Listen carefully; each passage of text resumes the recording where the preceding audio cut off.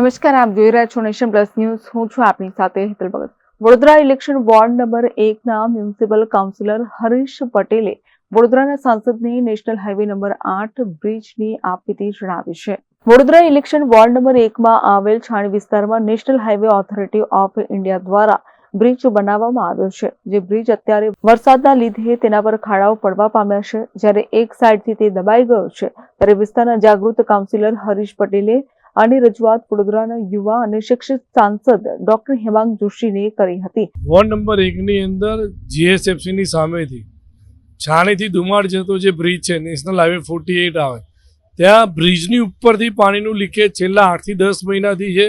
તંત્રને વારંવાર રજૂઆત કરવા છતાં જ કોઈ કામગીરી થઈ નથી. બ્રિજની ઉપર તમે જઈને જોશો તો બ્રિજ એક બાજુથી બેસી ગયેલો છે, પણ કોઈ કરતા કોઈ કામ ઠીંગડા મારીને કામ કરે છે, પણ લોકોના જીવનું જોખમ છે, એનું પ્રોપર કામ થતું નથી. આ તમે બ્રિજની નીચે અત્યારે જોઈ શકો છો કે અહીંયાથી છાણીથી ધુમાડ જવું હોય તો અહીંયા બ્રિજની નીચેથી યુ ટર્ન મારીને જવાનું. એ રસ્તો છેલ્લા 5-6 મહિનાથી બંધ છે. એટલે મારા વિસ્તારના લોકોને જ્યારે છાણીથી ધુમાડ જવું હોય તો દશરથ જવું પડે, દશરથથી બ્રિજ ચડીને જવું પડે. એટલી ખરાબ પરિસ્થિતિ છે અને તંત્ર ઘોર નિંદ્રામાં છે. લોકોના જીવ જાય છે. ગંભીરા બ્રિજની અંદર 20 નિર્દોષ લોકોના જીવ ગયા છે. લોકોના ઘરના ચિરાગ બુજાઈ ગયા. શું નેશનલ હાઈવે 48 ના બ્રિજની ઉપરથી જ્યારે કોઈ આવો અકસ્માત થશે ત્યારે આ લોકોની આંખો ઉઘડશે? એ સૌથી મોટો સવાલ છે. સાંસદને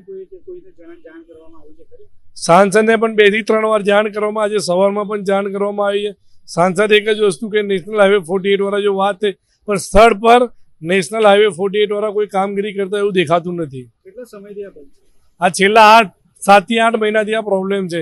એક પાણીની લાઈન નાખી, એના પરથી બ્રિજની પર પાણીનું લીકેજ થયું. પાણીની લાઈન નાખ્યા પછી રોડ ચાલુ કરવાની પણ આ લોકોની ક્ષમતા નથી કે તાત્કાલિક ધોરણે રોડ ચાલુ કરીએ, જેના લીધે અમારા વિસ્તારના લોકોને બહુ તકલીફ પડે છે.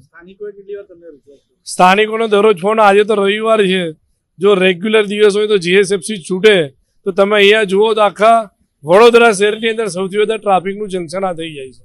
કેવા પ્રકારનું ભય સેવાય રહ્યું છે? ભય એવું છે કે ભાઈ બ્રિજ ઉપરથી કોઈ બ્રિજને નુકસાન થાય તો બ્રિજના લીધે કોઈનો જીવ જોખમમાં જાય. ગંભીરા બ્રિજ પર તો ટ્રાફિકનું અવર જવર ઓછું હતું. અહીંયા તો એક મિનિટમાં 100 ગાડીઓ પસાર થતી હશે. તો જો આવો બનાવ બને તો કેટલા લોકોનો જીવ ને. એના સિવાય વિસ્તારના લોકો જે બ્રિજ ઉપર ચડવા માટે છાણી બ્રિજના નીચેથી રોંગ સાઈડ જાય છે, રોંગ સાઈડ જવા પર મજબૂર છે. તો એક્સિડન્ટ થકી બી કોઈનો જીવ જઈ શકે એટલી ખરાબ પરિસ્થિતિ છે. ઇમરજન્સી સર્જાય તો જઈ શકાય છે? કોઈ ઇમરજન્સી શું, માણસ ચાલીને પણ ના શકાય, તો ઇમરજન્સી તો વાત દૂર જ છે. હરીશ પટેલનું માનવું છે કે તાજેતરમાં બનેલ ગંભીરા પુલ દુર્ઘટનાની જેમ આ બ્રિજ પર કોઈ મોટી દુર્ઘટના ન સર્જાય તેવા હેતુ સાથે તેમને વડોદરાના યુવા અને શિક્ષિત સાંસદને જાણ કરી હતી. ત્યારે બીજી બાજુ મ્યુનિસિપલ કાઉન્સિલર હરીશ પટેલે વધુમાં જણાવતા કહ્યું હતું કે બ્રિજની નીચે જે રસ્તો છે, છેલ્લા 5-7 મહિનાથી તે બંધ છે. પાલિકા દ્વારા ત્યાં કામગીરી કરવામાં આવી રહી છે. ગોકળ ગતિએ કામ કરતી હોવાથી લોકોને હાલાકીનો સામનો કરવો પડી રહ્યો છે, જેથી દશરથમાં રહેતા લોકોને રોંગ સાઈડથી જવું પડે છે. ત્યારે કોઈ મોટી હોનારત સર્જાય તેવો ભય પણ તેઓને સતાવી રહ્યો છે. અત્રે નોંધણીય બાબત એ છે કે વડોદરા ઇલેક્શન વોર્ડ નંબર 1 ના મ્યુનિસિપલ કાઉન્સિલર હરીશ પટેલ પાસે સ્થાનિકોની અનેકો વખત આ મામલે રજૂઆત કરવામાં આવી હતી. નેશનલ હાઈવે ઓથોરિટી ઓફ ઇન્ડિયાનું બ્રિજ હોવાથી વડોદરાના યુવા અને શિક્ષિત સાંસદ ડોક્ટર હેમાંગ જોશીને આ મામલે વાત કરી હતી, જેમાં સાંસદ હેમાંગ જોશીએ નેશનલ હાઈવે ઓથોરિટી અને વડોદરા મહાનગરપાલિકાના સંયુક્ત ઉપક્રમે આ બ્રિજની મુલાકાત લીધી હતી. જ્યાં નેશનલ હાઈવે ઓથોરિટી ઓફ ઇન્ડિયાના અધિકારીઓ જણાવ્યું હતું કે આ બ્રિજ ગંભીરા બ્રિજ જેવો નથી અને મોટી દુર્ઘટના અહીંયા નહીં સર્જાય. બ્રિજમાં પડેલ ખાડાઓ તેમજ અન્ય કામો પ્રજાહિતમાં કરવામાં આવશે. જ્યારે પાલિકાને પણ જણાવવામાં આવ્યું હતું કે વહેલી તકે રોડનું કામ પૂર્ણ કરી સ્થાનિકોને હાલાકી ન પડે તેનું યોગ્ય નિરાકરણ લઈ આવવા માટે તેમને તાકીદ કરવામાં આવી હતી.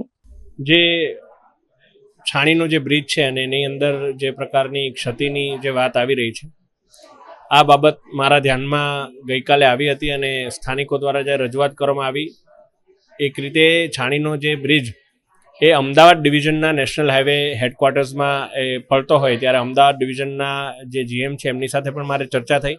આજે સવારે એમના અધિકારીઓ સાથે એ લોકોએ સ્થળ તપાસ નિરીક્ષણ કરી અને કોર્પોરેશનના અધિકારીઓને પણ ત્યાં બોલાવ્યા હતા.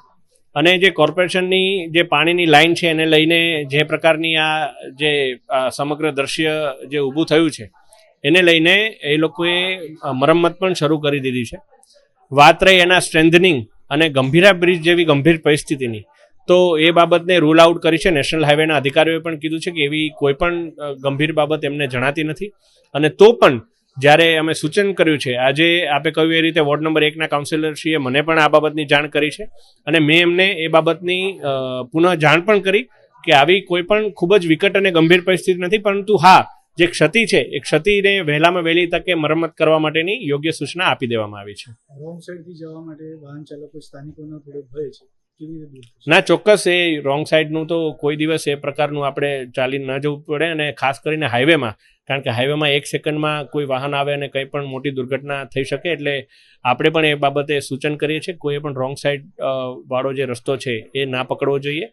પરંતુ આ રહી વાત બ્રિજના મરમ્મતની, તો એ બાબતે નેશનલ હાઈવે ઓથોરિટીઝ પોતે એમને સૂચના પણ અપાઈ છે અને હું પોતે એમના ફોલોઅપમાં પણ રહીશ કે જલ્દીથી વહેલામાં વહેલી તકે આ બાબતનું ઉકેલ આવે. કોર્પોરેશનનું કામ વહેલી તકે થશે તો એ રોડ ક્લિયર કરશે, લોકોને જવામાં આસાની થશે તેવું પણ તેમને જણાવ્યું છે. જે ચોક્કસ આજે કોર્પોરેશન અને નેશનલ હાઈવે એક ટીમ બની અને આ બાબતની યોગ્ય તપાસ પણ કરી છે ને એ બાબતે પગલાં લેવાના શરૂ પણ કર્યા છે.